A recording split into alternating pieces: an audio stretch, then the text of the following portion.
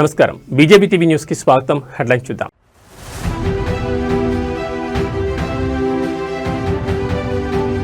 ఇలాంటి నగరం మరొకటి లేదు. విశాఖపై ప్రశంసలు కురిపించిన చంద్రబాబు.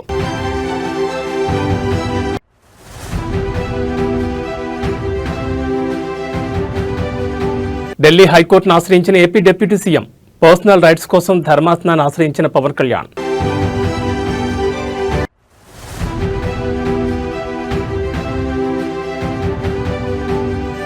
అల్లూరు జిల్లాలో యాత్రికుల బస్సు బోల్తా, 9 మంది యాత్రికులు దుర్మరణం.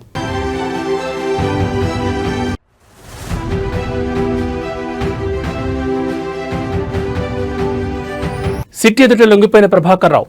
మాజీ ఐపీఎస్ కస్టోడియల్ విచారణకు సుప్రీంకోర్టు అనుమతి. ఇక డీటెయిల్స్ చూస్తే రాష్ట్రంలో నైపుణ్యానికి ఏమాత్రం కొరత లేదని సీఎం చంద్రబాబు అన్నారు. విశాఖలో కాగ్నిజెంట్ కార్యాలయానికి ఆయన భూమి పూజ చేశారు. ఈ సందర్భంగా చంద్రబాబు మాట్లాడుతూ కాగ్నిజెంట్ ఏర్పాటుతో 25,000 మందికి ఉపాధి కల్పన దొరుకుతుందని తెలిపారు. నాలెడ్జ్ ఎకనామీ, టెక్నాలజీ హబ్గా విశాఖ మారబోతోందని తెలిపారు. గతంలో దేశం అంటే చిన్నచూపు ఉండేదని గుర్తు చేశారు. ఐటీ ఫస్ట్ అడ్వాంటేజ్ తీసుకున్నామని తెలిపారు. కాగ్నిజెంట్ విశాఖ అతిపెద్ద కేంద్రం కావాలని చంద్రబాబు ఆకాంక్షించారు. తాను ఏది చేసినా మెగా స్కేల్లో ఉంటుందని సీఎం చంద్రబాబు తెలిపారు. విశాఖ లాంటి అందమైన నగరం మరొకటి లేదని చంద్రబాబు వ్యాఖ్యానించారు. కాగ్నిజెంట్ ప్రధాన కార్యాలయాన్ని విశాఖకు మార్చాలని కంపెనీ సీఈఓను కోరానని వెల్లడించారు. త్వరలోనే అది సాధ్యమవుతుందని నమ్మకం ఉందని తెలిపారు. వరల్డ్లో నడుస్తున్న టాప్ 10 కంపెనీలను భారతీయులు నడిపిస్తున్నారని చెప్పారు. రియల్ టైంలోనే కంపెనీలకు క్లియర్ ఇస్తామని చంద్రబాబు తెలిపారు.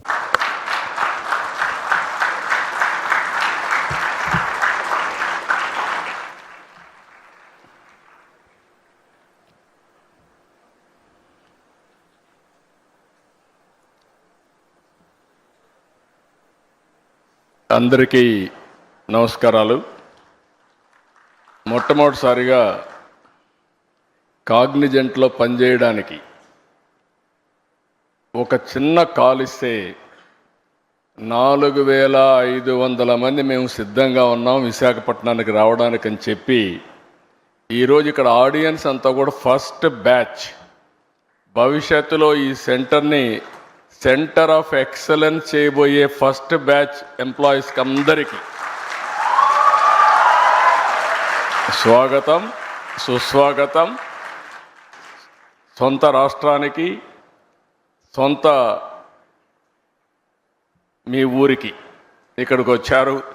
మిమ్మల్ని చూస్తే ఎంత జుబ్లియంట్గా ఉన్నారంటే మీరందరూ చాలా ఛార్జ్ అయి ఉన్నారు. నాకు ఇప్పుడే chief executive officer Cognizant Ravikumar garu, president operations, chairman managing director Cognizant of India Rajesh Warrier garu, president Americas Cognizant Surya Gummadi garu, honourable minister Nara Lokesh garu, honourable minister Bala Veeranjaneya Swamy garu, member of parliament Muthukumelli Sri Bharat garu, honourable MLA Ganta Srinivasarao గారు, ఏపీఐఏసీ చైర్మన్ మంతెన రామరాజు గారు, secretary IT and also electronics and communications Bhaskar గారు, collector Harendra హిరా Prasad గారు, ఈ కార్యక్రమానికి వచ్చిన పెద్దలందరికీ నమస్కారాలు. ఇప్పుడే నేను రవికుమార్ గారితో మాట్లాడుతున్నా. ఆయనే చెప్పాడు,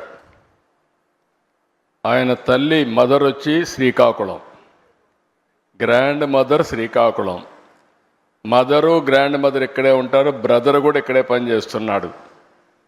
ఇప్పుడు రాబోయే రోజుల్లో ఈ కంపెనీ హిస్టరీ కూడా చూస్తే చాలా ఫాస్ట్ గ్రోయింగ్ కంపెనీ. ఈరోజు మనం చూసి 94లో ఈ కంపెనీ ఇన్హౌస్ టెక్నాలజీ, ఆ రోజు ది డన్ బ్రాడ్ స్ట్రీట్ కార్పొరేషన్కి ఇన్హౌస్ కంపెనీ.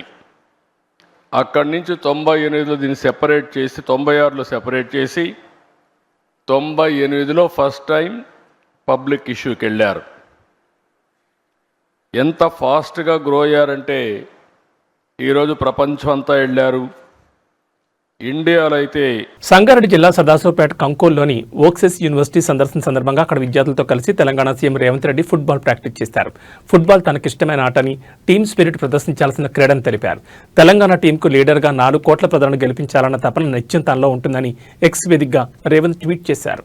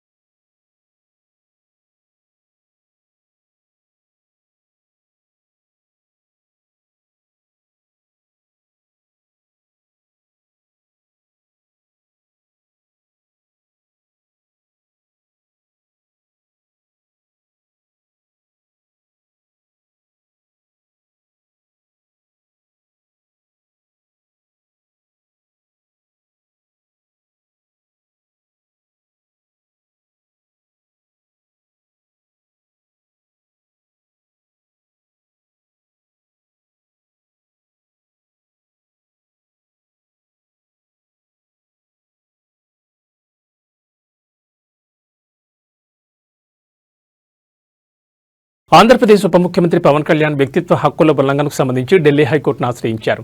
తన పర్సనల్ రైట్స్ కాపాడుకోవడానికి న్యాయస్థానంలో పవన్ తరపు న్యాయవాది దాఖలు చేసిన పిటిషన్పై విచారణ జరిపింది హైకోర్టు. ఈ సందర్భంగా సోషల్ మీడియా సంస్థలకు కీలక ఆదేశాలు జారీ చేసింది.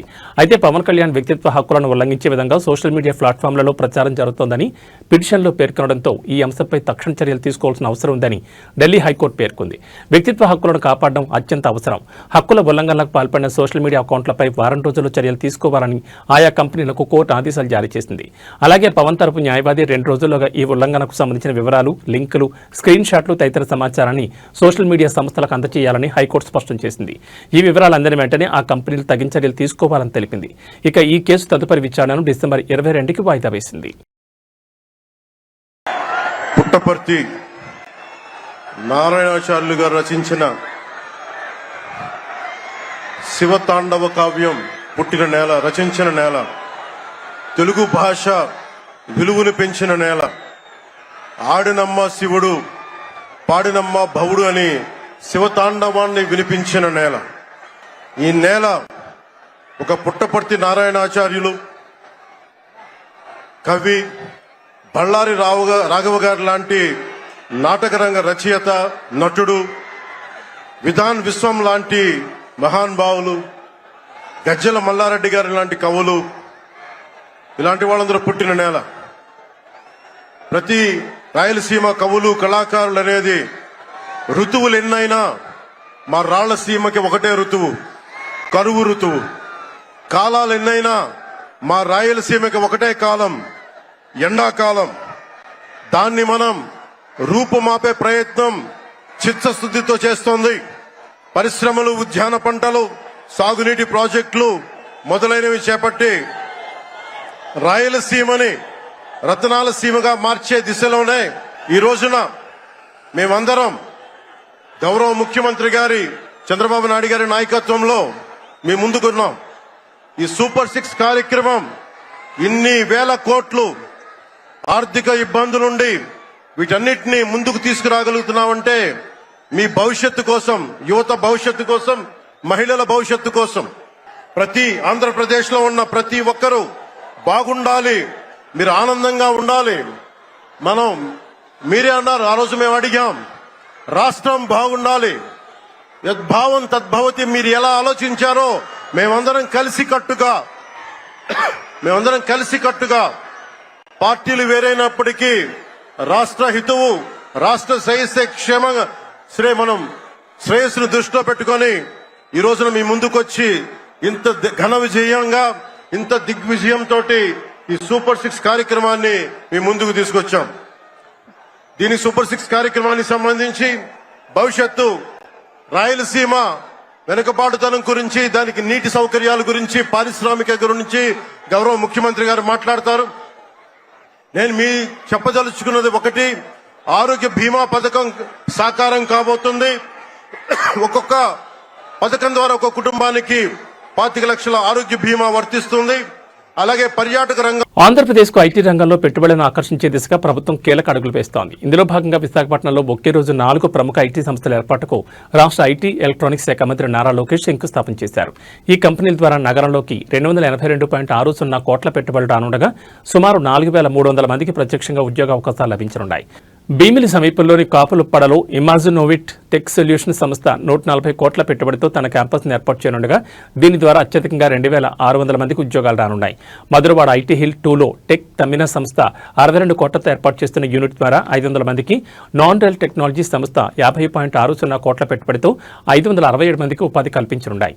ఇదే ప్రాంతంలో ఏసియన్ ఇన్ఫోటెక్ సంస్థ 30 కోట్ల పెట్టుబడితో మరో 600 మందికి ఉద్యోగాలు కల్పించనుంది. ఈ సంస్థ 12 నెలల్లో తన కార్యకలాపాలను ప్రారంభించనుంది. ఈ శంకుస్థాపన కార్యక్రమాల్లో జిల్లా ఇన్ఛార్జ్ మంత్రి డోలా బాలవీరాంజనేయ స్వామి, పరిశ్రమల శాఖ మంత్రి Kondapalli Srinivas, MP Bharat, MLA Ganta Srinivasa Rao, APIC chairman Mantena Ramaraju, IT కార్యదర్శి కాటంనేని భాస్కర్, ఆయా కంపెనీల సీఈఓలు, ప్రతినిధులు పాల్గొన్నారు.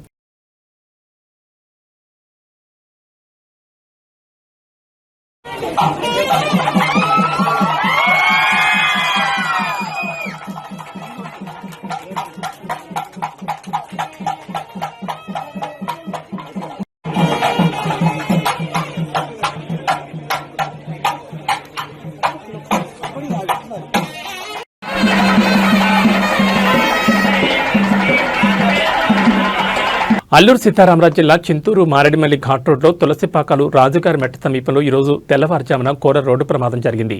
చిత్తూరు జిల్లాకు చెందిన యాత్రికులతో భద్రాచలం నుంచి అన్నవరం వెళ్తున్న ఓ ప్రైవేట్ ట్రావెల్స్ బస్సు అదుపు తప్పి లోయలో పడింది. ఈ విషాద ఘటనలో ప్రాథమిక సమాచారం ప్రకారం 9 మంది మృతి చెందగా 20 మందికి పైగా ప్రయాణికులకు తీవ్ర గాయాలయ్యాయి.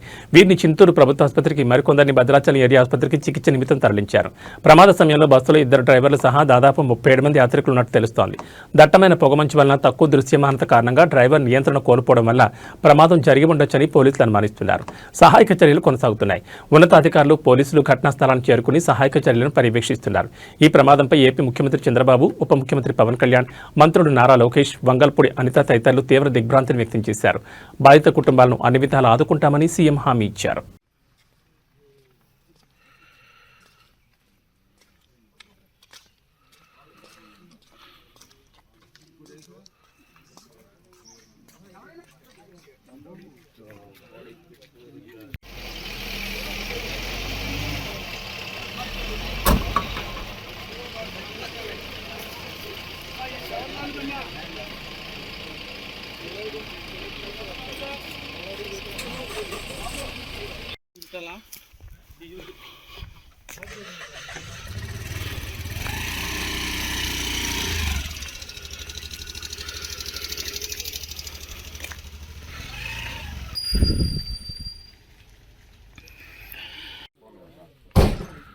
రింగ్ చేస్తే ఈ టర్న్ రింగ్ అవుతుంది.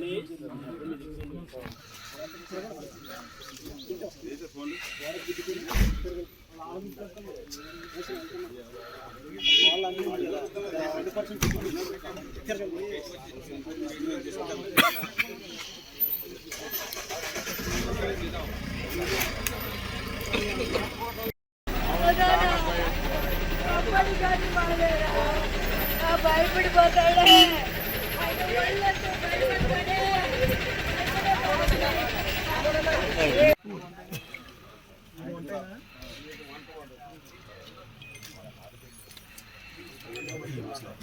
నేను మాట్లాడు సార్ ఒకసారి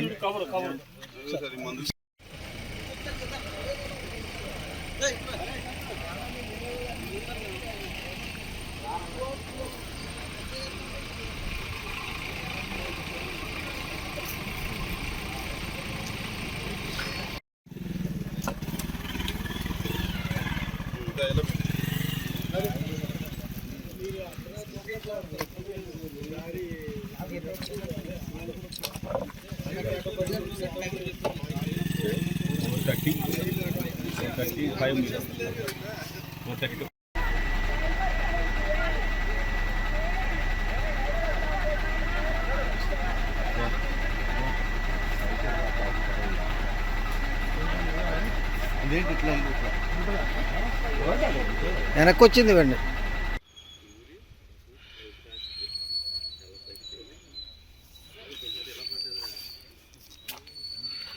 చెయ్యి చూడు ఎంత పైకి టాక్సిక్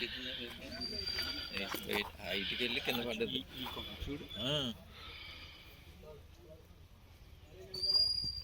చెప్పేసారు ఎలాగైనా సినిమాకి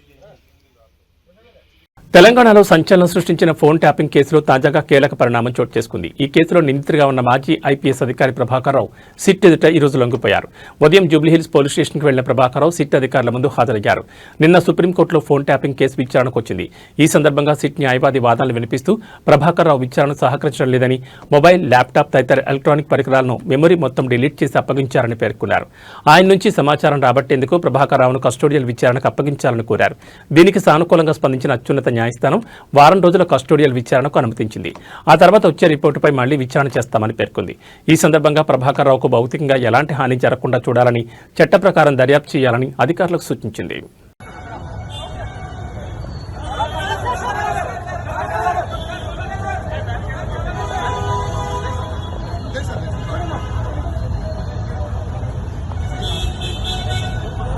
దువ్వాడ మాధురి శ్రీనివాస్ మరోసారి వార్తల్లో నిలిచారు. తాజాగా మరో వివాదంలో చిక్కున్నారు. పార్థసారథి అనే వ్యక్తి అనుమతి లేకుండా బర్త్డే పార్టీ నిర్వహించారు. అతని పుట్టినరోజు సందర్భంగా రాత్రి ద పెండెంట్ ఫామ్ హౌస్లో పార్టీ అరేంజ్ చేశారు.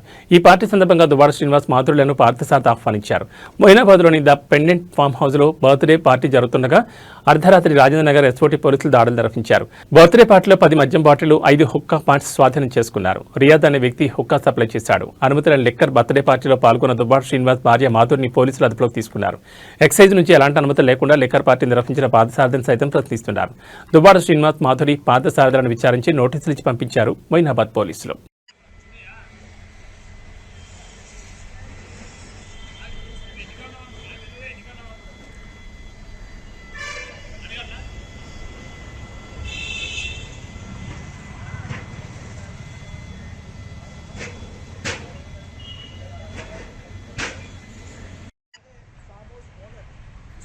వీరిపైన కూడా కేసు నమోదు చేశారు, వెరిఫికేషన్ చేశారు. తర్వాత వీరి నుంచి వాళ్ళ ఆధారాలు వివరాలు సేకరించిన తర్వాత వారిని విడిచిపెట్టలేదు. సో మద్యం మత్తు ఉండడం, అలాగే బర్త్డే పార్టీ ఈవెంట్ అనేది పోలీసుల ఇటు ఎక్సైజ్ పోలీస్ నుంచి కూడా ఎలాంటి అనుమతి లేదు. సో ప్రస్తుతం మనం చూడొచ్చు అంటే pendant farm house Rajendra SOT పోలీసులు అర్ధరాత్రి రైడ్ చేసి ఈ దువ్వాడ మాదిరి బర్త్డే పార్టీ ఎక్కడైతే నిర్వహిస్తున్నారో అలాగే పార్థసారథి కూడా అది ఇన్వైట్ చేశారు. ప్రస్తుతం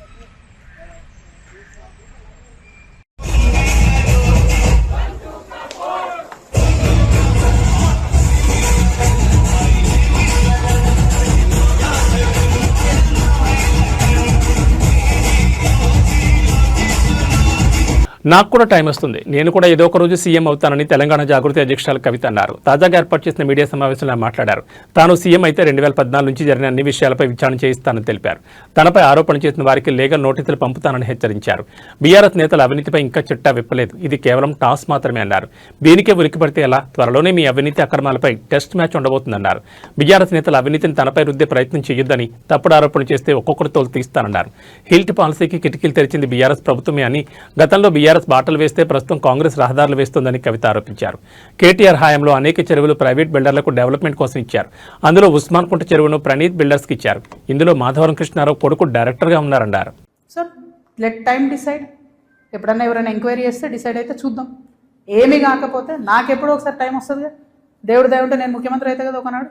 ఆనాడు మాత్రం 2014 నుండి 2014 తెలంగాణ వచ్చినప్పటి నుండి ఇప్పటి వరకు అన్ని అన్యాయాల మీద నేను మాత్రం ఆరాధిస్తాను. 10 ఏళ్లలో ఎన్నడూ ఎవరు గవర్నమెంట్లో నా భర్త పేరు వినలేదు. ఇవాళ మీరు ఆయన మీద అలిగేషన్ చేస్తున్నారు. ఆయన ఫోన్ ట్యాప్ చేస్తారు, సిగ్గుండాలి, ఇంటర్లో ఫోన్ ట్యాప్ చేస్తారు, ఇటువంటి వెధవ ప్రచారాలు చేస్తారు. ఇంకా కళ్ళు చల్లబడతలేవో మీకు? పార్టీలకి నిలబొట్టారు కదరా బయటికి, ఇంకేంది? మీరేమో మేము ఆడ ఢిల్లీలో కొట్లాడుతుంటే ఇక్కడ ఏసీ ఆఫీస్లా ఉండి పందికొక్కుల్లాగా కేసీఆర్ గారు నీడనే ఏరి ప్రజల సొమ్ము తిన్నది కాకుండా ఉల్టా నా మీద వెకిలి ప్రయత్నాలు వేస్తే మాత్రం ఒక్కొక్కరిది కాళ్ళు ఇరగొడతా చెప్తున్నాను. నాకు ఇట్లాంటి భాష మాట్లాడడం ఇష్టం ఉండదు. ఇవాళ మాట్లాడక తప్పని పరిస్థితి అవుతుంది. పోలవరం నల్లమల సాగర్ ఇరిగేషన్ ప్రాజెక్టుపై తెలంగాణ ప్రభుత్వం కీలక నిర్ణయం తీసుకుంది. ఏపీ ప్రభుత్వంపై సుప్రీంకోర్టులో అభ్యంతరాలు దాఖలు చేయాలని తెలంగాణ ప్రభుత్వం నిర్ణయించింది.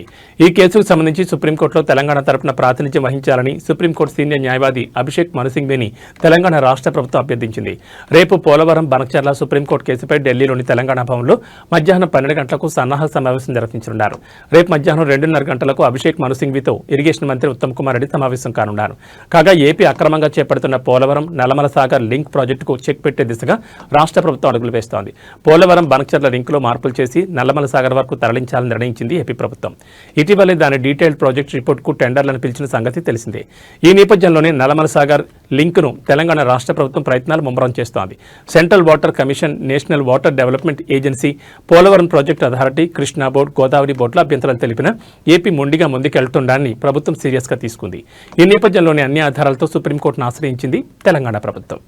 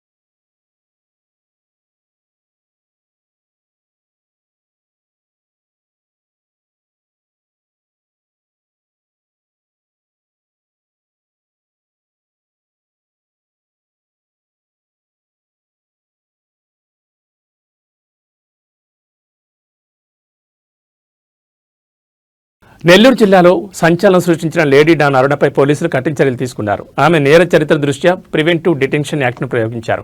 అరుణతో పాటు మరో 2 రౌడీ షీటర్లపై కూడా ఇదే చట్టం కింద కేసులు నమోదు చేసి ముగ్గురిని నెల్లూరు నుంచి కడప కేంద్ర కారాగారానికి తరలించారు.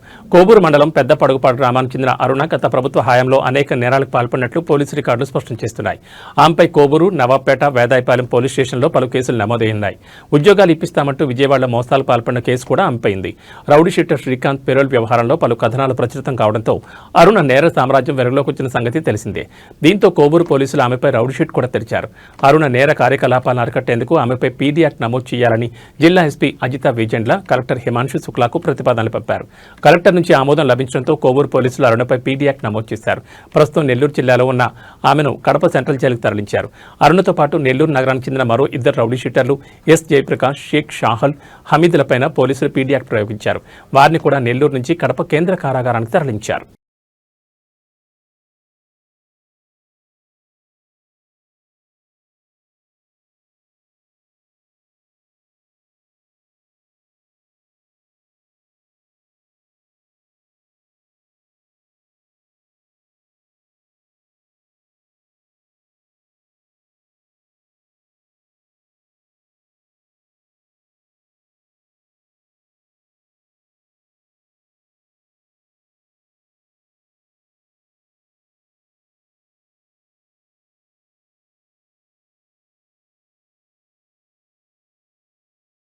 మహబూబాబాద్ జిల్లా సోమ్లా తాండాలో నిన్న జరిగిన సర్పంచ్ ఎన్నికల ఫలితాల అనంతరం తీవ్ర ఉద్రిక్తత చోటు చేసుకుంది. ఎన్నికల్లో ఓటమి పాలైన కాంగ్రెస్ అభ్యర్థి కౌసల్య తరపున ప్రచారం చేసిన కార్యకర్తలు ఓటర్లను ప్రశ్నిస్తూ చేసిన హల్చల్ కలకలం రేపింది. కాంగ్రెస్ కార్యకర్తలు జెండాలు చేతిలో పట్టుకుని తాండాలోని ఇంటింటికి తిరిగారు. ఓటర్లను నిలదీస్తూ మీరు మా అభ్యర్థికి ఓటు వేశారో లేదో ప్రమాణం చేయండి, లేదంటే మా డబ్బులు మాకు తిరిగిచ్చేయండి అంటూ డిమాండ్ చేశారు. ఎన్నికల సమయంలో తాము ఖర్చు చేసిన డబ్బులు తిరిగి చెల్లించాలని డిమాండ్ చేయడంతో తాండాలో గందరగోళ పరిస్థితి ఏర్పడింది. ఈ చర్య స్థానికుల్లో ఆందోళన కలిగించింది. సమాచారం అందుకున్న పోలీసులు వెంటనే సోమ్లా తాండాకు చేరుకున్నారు. కార్యకర్తలను నియంత్రించి పరిస్థితి అదుపులో తెచ్చేందుకు ప్రయత్నించారు. పోలీసుల రంగప్రవేశంతో తాండాలో నెలకొన్న అలజడి కాస్త సద్దుమణిగింది.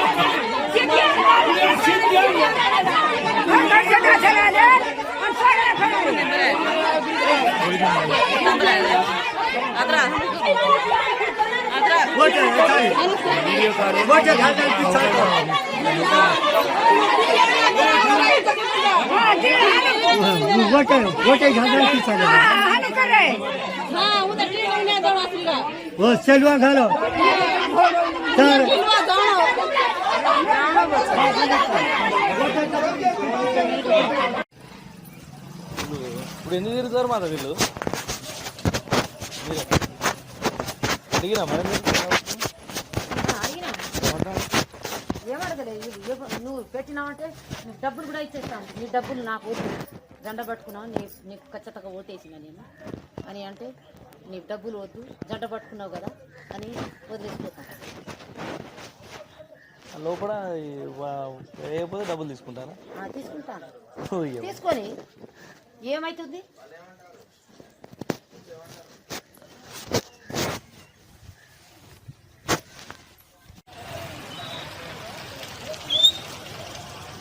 కొట్టు సామి మళ్ళీ పోతే దొరకదు.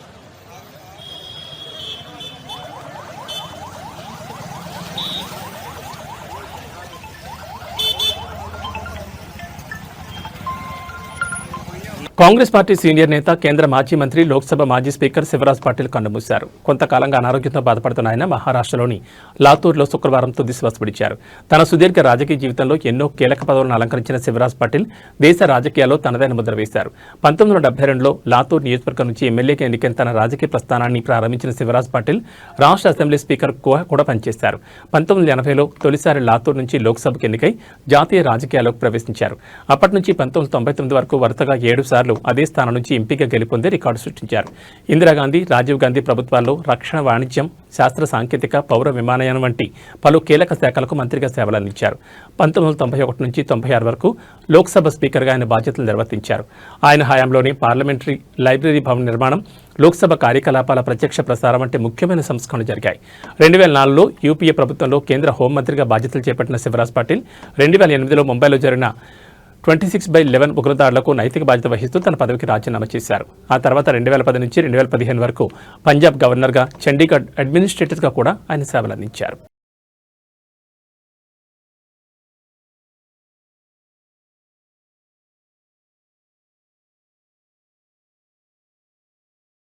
ఇవి ఈ బులెటిన్ విశేషాలు. మరో బులెటిన్లో మళ్ళీ కలుసుకుందాం. నమస్కారం.